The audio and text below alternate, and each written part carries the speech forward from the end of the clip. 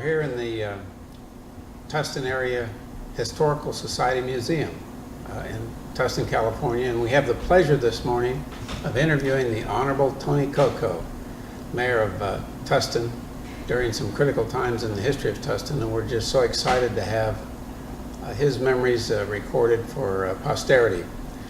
Tony has had such an incredible life, including his impact on Tustin, which has been substantial, that we've decided to do this interview in 3 segments. We're going to ask Tony about some questions about his background before he came to Tustin. Then in the second segment, the impact that he had as a councilman and mayor of Tustin for 8 years. And then the activities he's engaged in that has helped Tustin dramatically as a volunteer after his political years. So welcome to whichever of these segments you've tuned into, and we're going to start now with the first segment, which is the pre-political years of Tony Coco's life before Tustin. So Tony, I know that you're a member of the Sons of Italy. Therefore, I know your ancestors must have come from Italy. So tell us about the first ones that came to the United States, where you settled, and a little bit about your family background. Right. My father's side of the family, I know a little bit more about than my mother's side. Of course, they were larger as a family too. My grandfather came from Italy in the 1890s, and he settled in Pittsburgh for a little while, where my father was born. And my father had 7 brothers and 2 sisters. Big family. That was the first family, because when my grandmother died, my grandfather married again and had another family. Wow. With more boys and a lot of girls too. So anyway, they moved to Rochester in New York, where he met my mother, and they went to actually high school and college together.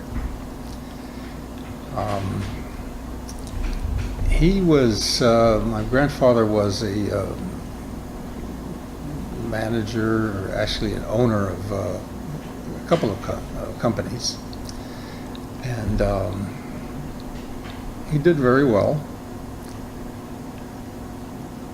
He was the patriarch of a lot of people, so I have I think the last count is 18 uncles and aunts right now. Wow. That's a big just number. from his side of the family.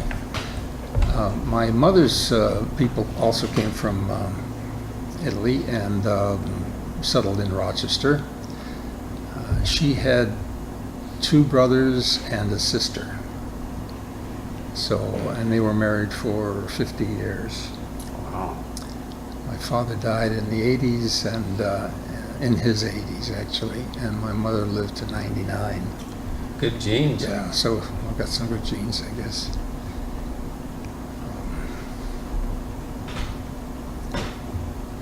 Tell us a little bit about your siblings. I had a brother and a sister.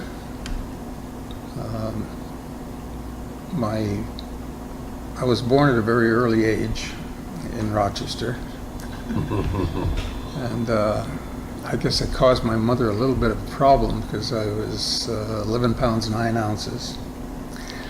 And to her credit, after she had that chore, she went ahead and had 2 other kids.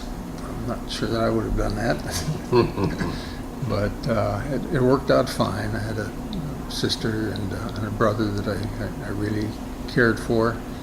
My sister died fairly young with a transfusion disease. She was anemic and went into the hospital, and at that time they weren't screening the blood like they were now.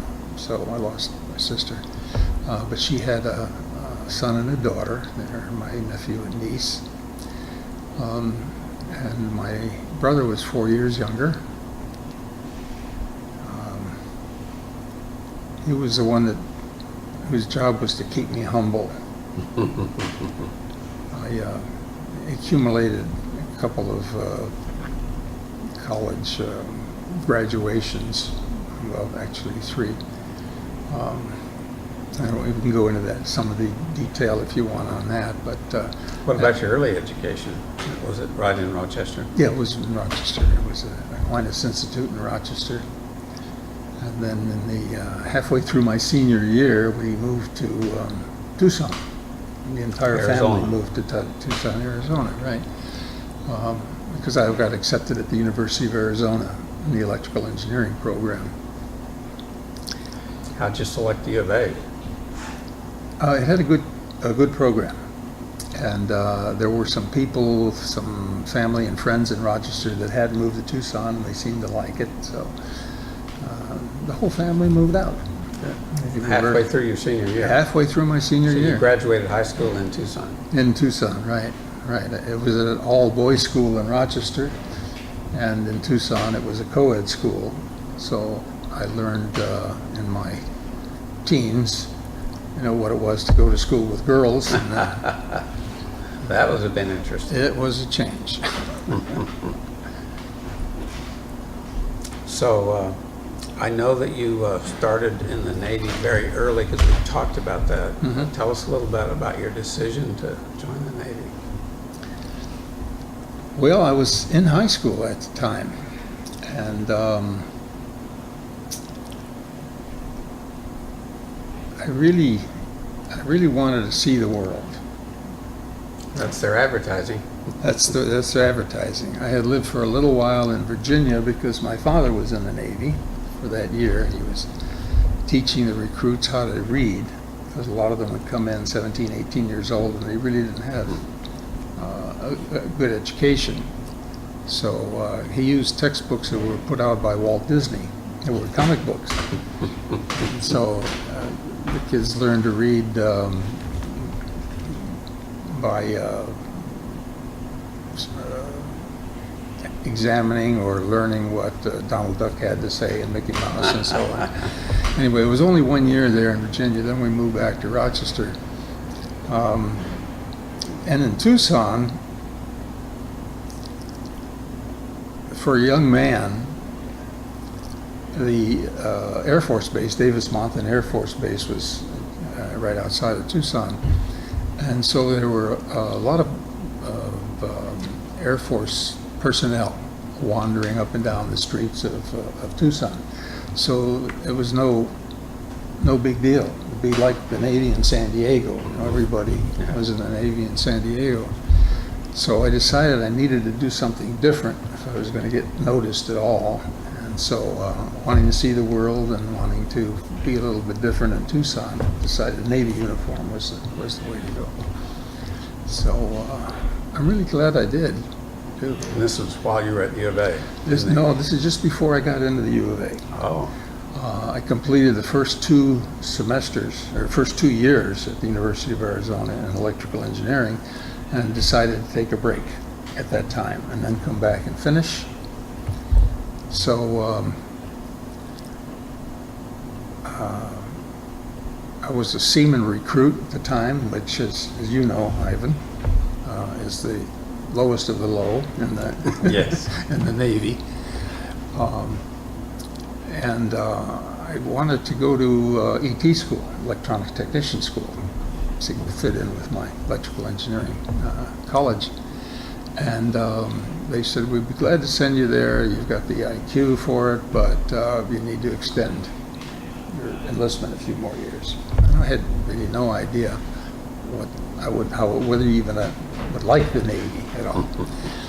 So I refused politely, and they said, tell you what, we have a new rank. It's called EFSN. I said, what does that mean? And they said, that means electronic field. You could be a radio man, you could be a radar man, you can, look at the scope and have the earphones on and so on. I said, I don't want to do that. I don't want to operate the equipment. I want to fix it. They said, that's the best we can do for you. So I asked for a cruiser on the West Coast, and they gave me a battleship on the East Coast. Typical Navy, right? But it worked out well because I got aboard with my duffel bag aboard the Iowa, actually, BD-61, biggest ship in the Navy at that time. Aircraft carriers are bigger now, but that was the ship. And I went into the bowels of the ship and came across the yeoman who took my papers. I looked at him and he said, "What the hell is EFS at? Do we need to edit that out?" This is Try. okay, but that's what he said. So I'm just being accurate about it. And I said, "You don't know what that means?" He said, "I never heard of it. Never heard of that rank. I don't know what it means." I said, "Well, it stands for Electronic Field Seaman." He said, "What does that mean?" And I said, "That means electronic technician."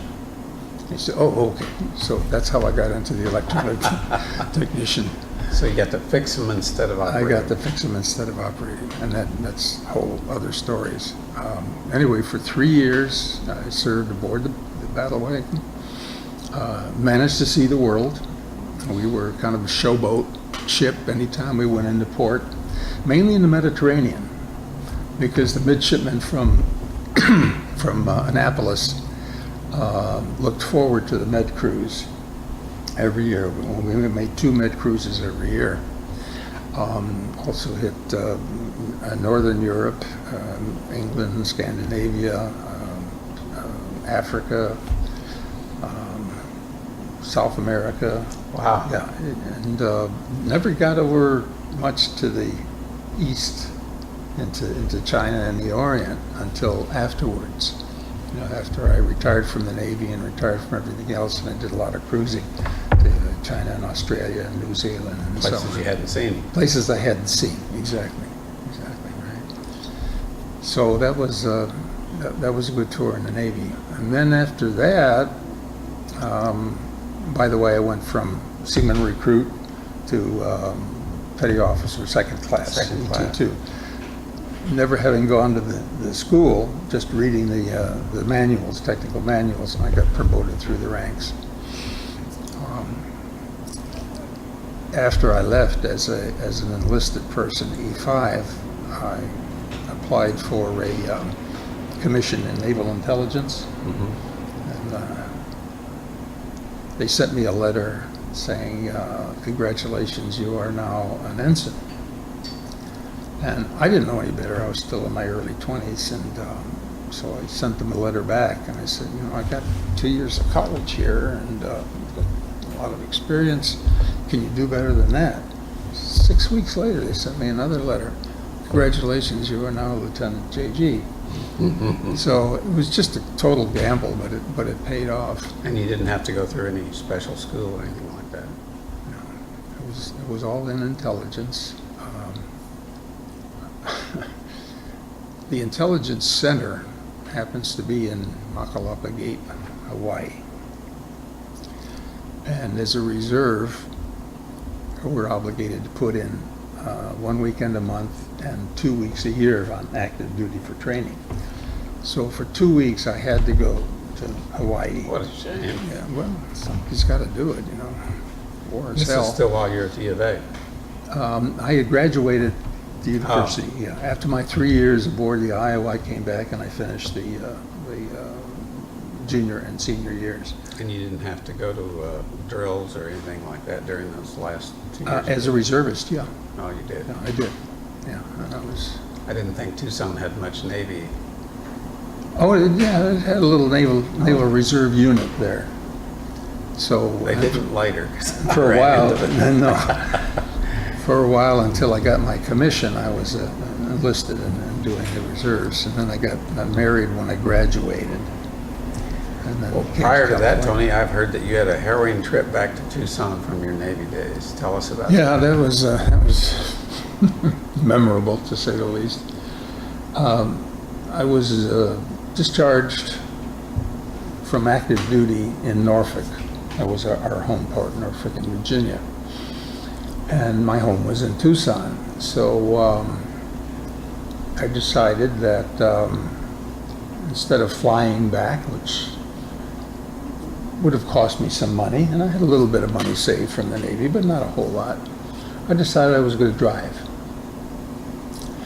And also, since I was young enough, decided if I'm ever going to try a motorcycle, this would be the time to do it. I'm not going to do it later in life, and I never had it before.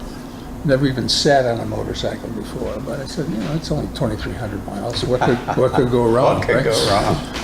So I found someone who was willing to sell me his motorcycle. And I got on the bike, and he told me what to twist and what to push. And then I kind of wobbly made a tour around the block and survived that. So I said, I'm well on my way. The motorcycle did not have a windshield. I wasn't aware that I needed a windshield,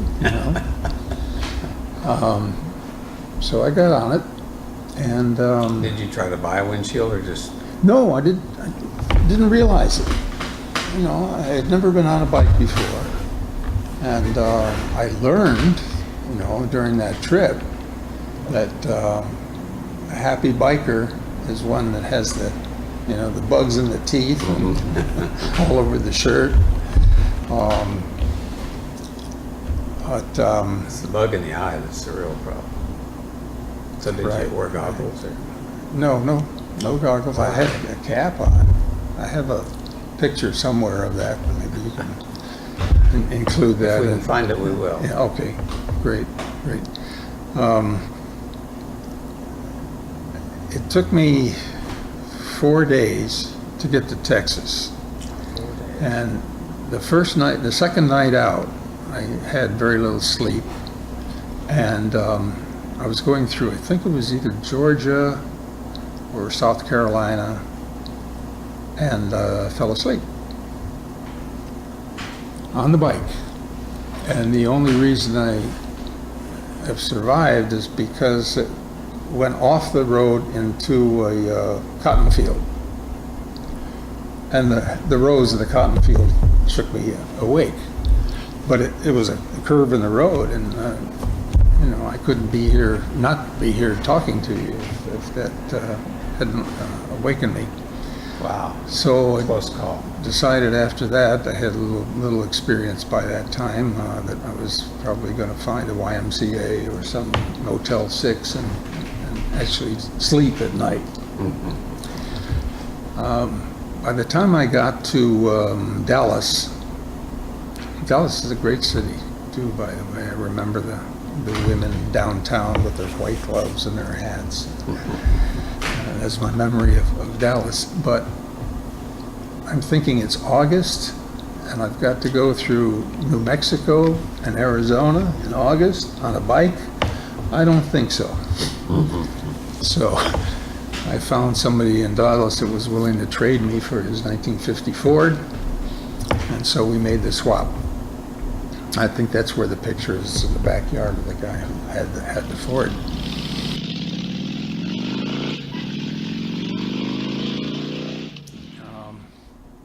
Arizona would have been a little warmer than the other states that you went through. And New Mexico. Yeah.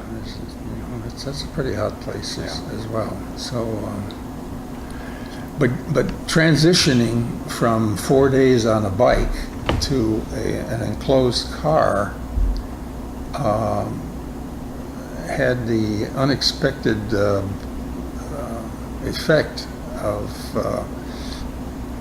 my not having a sense of speed at all. And so my first couple of miles in the car, after all 4 days on a bike, I looked down at the speedometer and it was at 95. There's no sensation of speed at all when you're in an enclosed car, and there definitely is on a bike. So did you get a ticket? I escaped the ticket because when I saw it, I slowed down. And I watched the speedometer from then on instead of my senses as you do on a bike. But I got home safely and then finished the 2 years at the University of Arizona.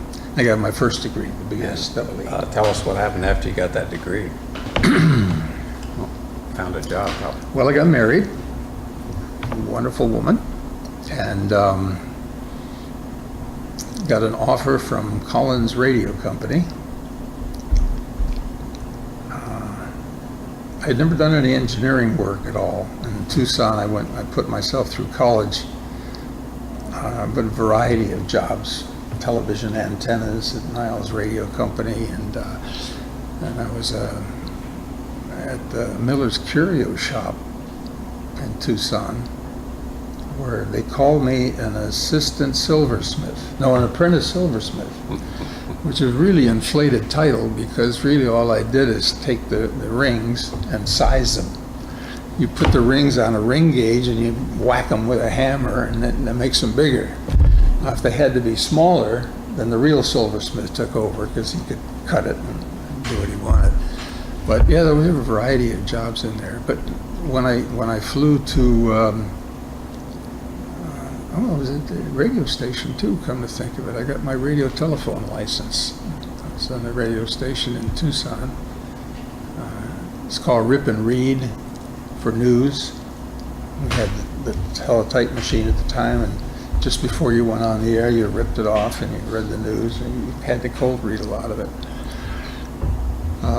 I still got that license too. It's, I just thought of it just now. That's a bunch of very diverse jobs, but it got you through school. Oh, there were a lot of them. So you went to work for Collins? I went to work for Collins. They had a single sideband radio at the time. That's another tie back to the Navy, which I just thought about. In the Navy, I had my own little shop during general quarters. It was on the 07 level. For anybody who wasn't in the Navy, that's 7 levels above the main deck. Mm-hmm.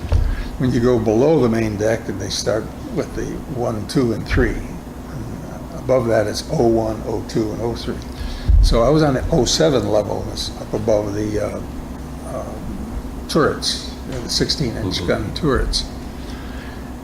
And I had a receiver and I had a transmitter. And they were both Collins radio transmitters.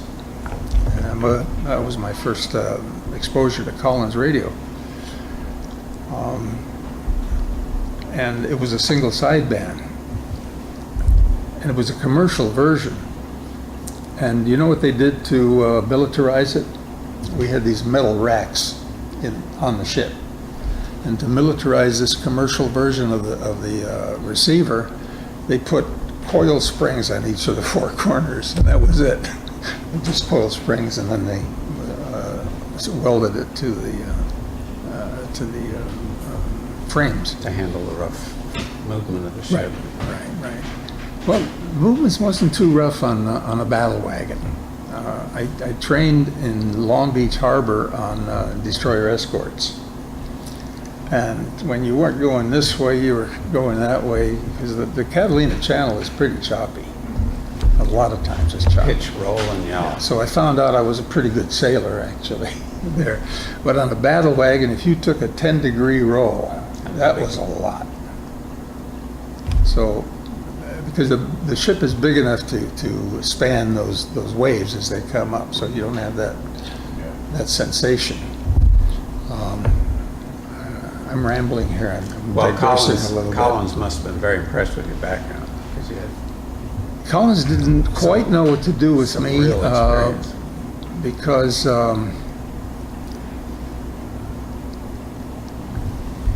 engineers in general aren't too versed in communication. Let's put it gently with that. Okay. They don't want to have anything to do with reading or writing, or they want to do engineering. Okay. And when I was in school during the EE program, if I needed to get my GPA up at all, I would take an English course or a vocabulary course or something, a straight A on that. So they said, "You've got both worlds here." I said, "What are we going to do with you?" And I said, "Well, I can communicate with engineers, and I can also communicate with the marketing people. So let's examine establishing a new position." And I came up with it. Yeah, I was 22 years old. Wow, that's young. And I said, "How about sales liaison engineer?" oh, that's a good idea. So for Collins Radio Company, I was a sales liaison engineer for quite a while. And they were in Burbank.